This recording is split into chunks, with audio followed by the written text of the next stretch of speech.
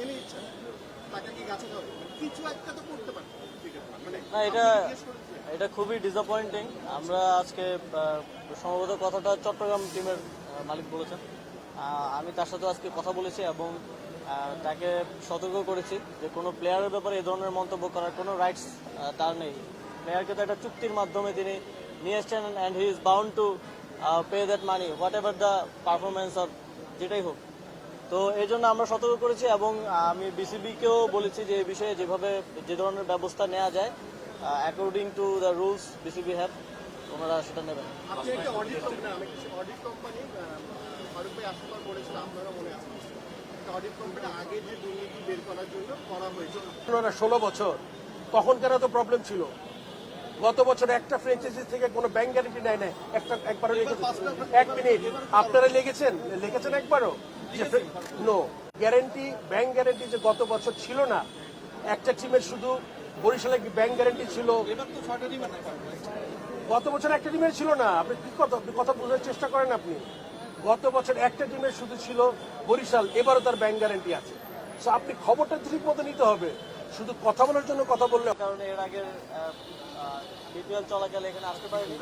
আপনারা জানেন এবার বিপিএল কে কেন্দ্র করে আমরা সারা দেশে তারুণ্যের উৎসব আয়োজনের উদ্যোগ নিয়েছি এবং সারা দেশের 64টি জেলায় প্রত্যেকটি শিক্ষা প্রতিষ্ঠানে অনেক বড় পরিসরে তারুণ্যের উৎসব আয়োজিত হচ্ছে।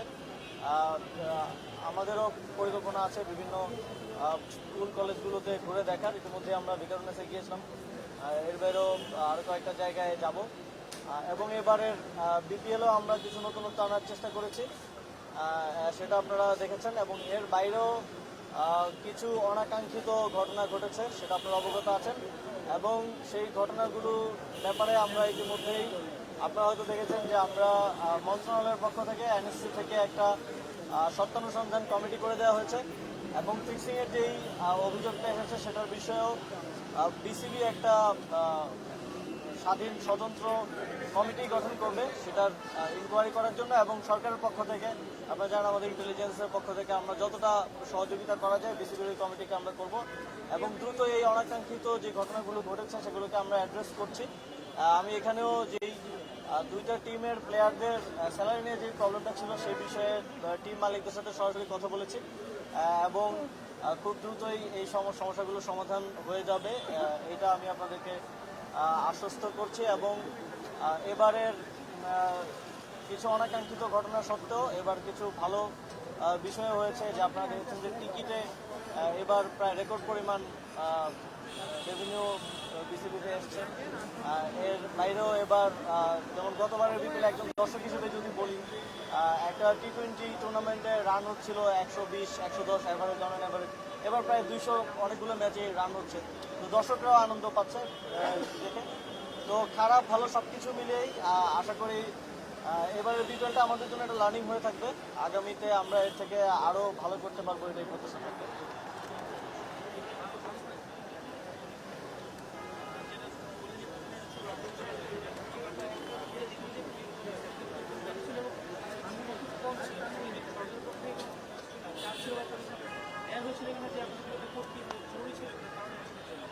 আমাদের প্রশ্ন আছে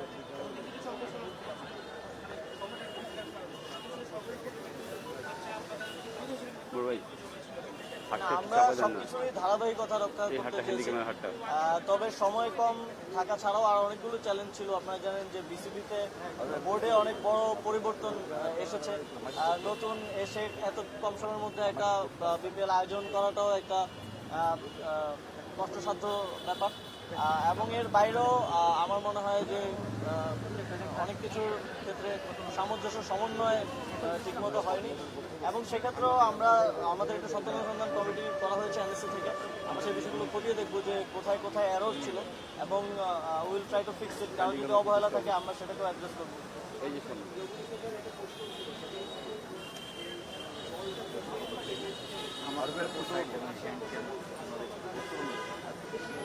তাকে প্রশ্ন করতে বলছি ওনার ফোল্ডারের উপরে ওঠেন, ফোল্ডারের উপরে উঠে পুরো ফ্রেমে ঢুকে গেছে ভাই।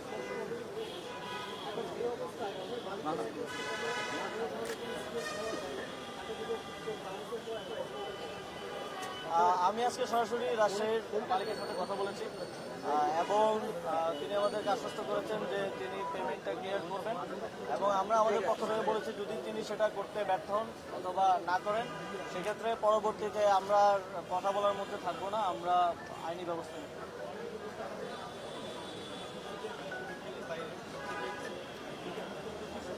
হ্যালো, হ্যাঁ,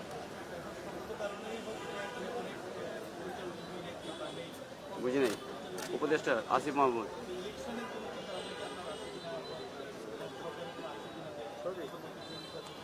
কথা বলতে সীমাপথগুলো পূরণের কিছু প্রসেস আছে। আপনারা জানেন যে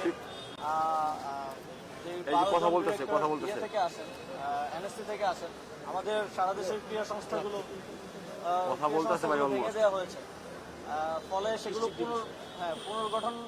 পুনর্গঠনের মাধ্যমে ডিস্ট্রিক্ট ডিভিশনাল যে ক্রীড়া সংস্থা পুনর্গঠনের পরে সেখান থেকে ডিরেক্টররা আসবেন এবং ইলেকশনের যে ব্যাপারটা, ইলেকশন তো একটা নির্দিষ্ট ডিউ টাইম আছে, ওটা বললে পুরো নয়েজ আসবে। অগস্টে আবার ইলেকশনের সময় আসতেছে, তো ডিউ টাইমেই ইলেকশন হবে আশা করি। আসিফ ভাই যমুনা টেলিভিশন থেকে আগে ওকে, ঠিক আছে, টোটাল। বিসিবি থেকে কিংবা মন্ত্রণালয় থেকে যে এবারে বিপিএলটা একটা অন্যরকম বিপিএল হবে, যদিও আমরা ওটা আসলে দেখতে পাইনি। আপনারা কি অ্যাড্রেস করেছেন যে ঠিক কি কারণে আপনাদের টার্গেটটা ফুলফিল হলো না? আপনারা দেখেছেন আমরা গতকালকে একটা ফ্যাক্ট ফাইন্ডিং কমিটি করা হয়েছে, সত্যানুসন্ধান কমিটি এনএসসি থেকে। সত্যানুসন্ধান কমিটি মূলত দেখবে যে কোথায় কোথায় এররগুলো ছিল এবং তার ভিত্তিতেই আমরা সেই সমস্যাগুলোকে অ্যাড্রেস করব। কারো যদি কোনো অবহেলা থেকে থাকে আমরা অবশ্যই সেটাকে অ্যাড্রেস করব। প্রথম কনভারসেশন আমি কয়েকটা প্রশ্ন করতে চাই, যদি আপনি নেন। প্রথম প্রশ্ন যেটা, যেই দলটাকে নিয়ে এত আলোচনা সমালোচনা হচ্ছে, রাজশাহী পুরো বাংলাদেশের বাণিজ্য ডুবাই দিচ্ছে, বিদেশি ক্রিকেটাররা বিপিএল এ খেলে না, পরিবহন শ্রমিকরা ধর্মঘট করছে একটা দলের বিপক্ষে, 1.5 লাখ টাকার জন্য মালিক বের হতে পারে না। এখন পর্যন্ত বিদেশি ক্রিকেটার যারা, একটু আগে পর্যন্ত ইএসপিএন ক্রিক ইনফো আমাকে ইনফর্ম করেছে যে তারা তাদের হোটেল ত্যাগ করতে পারেনি, বিমানের টিকিটটা দেওয়া হয়নি সেই ক্রিকেটারকে। এই দল এবারের বিপিএল এ কিভাবে আসবে? এই দল এবারের বিপিএল এ কিভাবে আসবে এই ব্যাপারটা কি আপনি জানেন কিনা? একই সাথে বাকি দুজন রয়েছেন, ফারুক ভাই গভর্নিং কাউন্সিলের চেয়ারম্যান এবং ফাহিম ভাই রয়েছেন সদস্য সচিব। আপনারা নিশ্চয়ই এই ব্যাপারটার সাথে ইনভলভ ছিলেন। আপনাদের রোলটা কি ছিল to select Rajshahi as a BPL franchise? আগে আমি আপনার কাছে গেলাম। হ্যাঁ, আমার দিক থেকে হচ্ছে আমরা যেই সত্যানুসন্ধান কমিটি করেছি, এই কমিটি খুঁজে বের করবে যে যেই দলগুলোর আসলে এই সামর্থ্য ছিল না তারা কিভাবে আসলে এখানে আসলো। এবং আমি আজকে রাজশাহীর মালিকের সাথেও কথা বলেছি এবং আমি স্পষ্টভাবে বলেছি যে আপনি যদি এটা পে করতে ব্যর্থ হন তাহলে আমাদেরকে আইনি প্রক্রিয়ায় যেতে হবে এবং বাংলাদেশের যেই ভাবমূর্তি ক্ষুণ্ণ হয়েছে, আমরা সবাই মিলে এত এফোর্ট দিলাম, শুধুমাত্র একটা দলের পেমেন্টগত এই অবহেলার কারণে এই পরিস্থিতিটা তৈরি হয়েছে এবং এটার দায়িত্ব আসলে এর দায়টা কাদের উপর সেটা আমাদের সত্যানুসন্ধান কমিটি বের করবে এবং তারপর আমরা তাদের ব্যাপারে ব্যবস্থা নেব। ফাহিম ভাই, আপনার রোল কি ছিল to select Rajshahi as a member secretary of the governing council? আপনি কি জানতেন? আপনার তথ্যটা কি ছিল যেটার উপর ভিত্তি করে ভাই ফোনটা চাপাই, ফোন চাপাই সামনে থেকে। ফ্র্যাঞ্চাইজি মালিক? আমার মনে হয় আমরা যথেষ্ট ভালোভাবে বিচার ভাই, ফোনটা চাপাই। করিনি এই ফ্র্যাঞ্চাইজিকে নেওয়ার ক্ষেত্রে। যতটুকু ভাই, হ্যান্ডিক্যামটা চাপাবেন না ভাই, পুরো ফ্রেমটা মেরে দিচ্ছে। তাদের অভিজ্ঞতার কথা বলি, হ্যান্ডিক্যামটা সামনে, তাদের তোমার সামনে financial কথা বলি, এই বিষয়গুলো ভালোভাবে যাচাই বাছাই না করে বোধহয় আমরা ওদেরকে রেক্রুট করেছি ফ্র্যাঞ্চাইজিতে, যার ফলশ্রুতিতে আমাদের এমন একটা ডিফিকাল্ট সিচুয়েশনের মুখোমুখি করতে হচ্ছে। ফারুক ভাই, কেন আমরা যথাযথভাবে বিচার বিশ্লেষণ করলাম না? এখানটায় আপনারা কর্নার করেছেন না, মীর মুখছেন না, যেখানটায় বিনামূল্যে পানি পাবে। তোমার কোশ্চেন আমি বুঝতে ডাক্তারটা ফালা দেন তো। আমি একটু করি ফারুক ভাই। আমি শুনলাম তো তোমার কোশ্চেন, এখন আমার কথা শুনো। বহুবার রিকোয়েস্ট করছি ভাই, চেপে যান। এটা জানুয়ারি মাসের আছে কত তারিখ? আজকে ফেব্রুয়ারি মাসে। ফেব্রুয়ারি মাসের আজকে হলে গিয়া 2 তারিখ, 1 তারিখ। আর ফ্র্যাঞ্চাইজির সাথে আমরা আলাপ শুরু করেছি অগাস্ট আপরাইজিং এর পরে সেপ্টেম্বরের ফার্স্ট উইক। একটু পটভূমি বলে দিয়ে সবার জন্য সুবিধা হবে। আমার কাছে প্রথম আসছে group of players headed by Tamim Iqbal, তার সাথে ছিল মুশফিক, মিরাজ। আমাকে প্রথম বলেছে আপনি বাংলাদেশ টিমের ক্যাপ্টেনের থেকে আপনি হয়েছেন হলো গিয়ে বোর্ড সভাপতি, সো আপনার আমাদের এতগুলা প্লেয়ারের টাকা। আমরা আলোচনা করছি শুধু রাজশাহীতে যেই কাজ করেছে এর চেয়ে খারাপ কাজ আর করা সম্ভব না একটা দেশের টুর্নামেন্ট শেষ করে দেওয়ার জন্য। বাট আপনাদের বুঝতে হবে আজকে ফেব্রুয়ারি মাসে এসে ব্যাক ইন সেপ্টেম্বরে কি কাজ করা উচিত ছিল বা ছিল না, আমার অপশন ছিল খুব বেশি না। আমার সাথে ছিল মেম্বার সেক্রেটারি, আমরা বসেছি, প্রথম আমরা নিয়েছি আমাদের নতুন সরকার, চিফ অ্যাডভাইজার মহোদয়, আমাদের স্পোর্টস অ্যাডভাইজার মহোদয়, তার উৎসব করবে, আমরা নতুন একটা বাংলাদেশ পেয়েছি। প্রেশার না, আমরা চেষ্টা করেছি, যেটা বলেছেন ধারাবাহিকতা রক্ষা করার ব্যাপারটা, এটা আমরা চেষ্টা করেছি। আমাদের কাছে 4টা টিমকে আমরা মনে করেছি ঠিক আছে, 3টা টিম গত বছরের ফ্র্যাঞ্চাইজি ফি দেয় নাই 1.5 কোটি টাকা, তার মধ্যে 25% প্লেয়ার পেমেন্ট বাকি ছিল। সো বিপিএল এর প্লেয়ার পেমেন্ট এটা কিন্তু গত 11 বছরের হিস্ট্রি। আপনি যদি ফিরে যান আর যদি আপনি বলেন আমি একটা অডিটও করে দিব, আপনি দেখিয়ে দিব যে কতগুলা টিম প্রতি বছর। আমরা এমনভাবে কথা বলছি যে BPL was like everything was 100% correct, শুধু এই বছরে এসে প্রবলেম হয়েছে, এটা না। সো আপনার বুঝতে হবে ভালো কাজ খারাপ কাজটা কি। তারপর প্লেয়ারদের এই ইমোশনাল অ্যাটাচমেন্ট আমার ছিল, প্লেয়াররা বলেছে যখন, তখন আমি চিন্তা করেছি এটা টপ প্রায়োরিটি দিতে হবে। আপনি দেখেন 6টা টিম, প্লেয়ারগুলো যদি আপনার সিলিং থাকে 60 লক্ষ, 40 লক্ষ, 20 লক্ষ, এই ছেলেগুলো 90% ছেলেদের পেমেন্ট হয়েছে। বিপিএল না হলে কি হতো আপনার 0% পেমেন্ট। আমরা তো কথা বলছি ভাবমূর্তি খরচ খারাপ হয়েছে, আমি স্বীকার করে নিচ্ছি, আমাদের দেশে ভাবমূর্তি খারাপ হয়েছে, কিন্তু বিপিএল এর ভাবমূর্তি যে খুব একটা এ ক্লাস ছিল কখনোই না। আমরা এখান থেকে বের হয়ে আসবো, আপনি ওয়েট করেন বিপিএলটা কিরকম হবে আগামীতে আপনার সময় বলে দিতে পারবে। আগে খারাপ ছিল তো এটা রেফারেন্স হতে পারে। আগে তো রাজা ছিলেন ওনারা 16 বছর, তখন কেন তো প্রবলেম ছিল।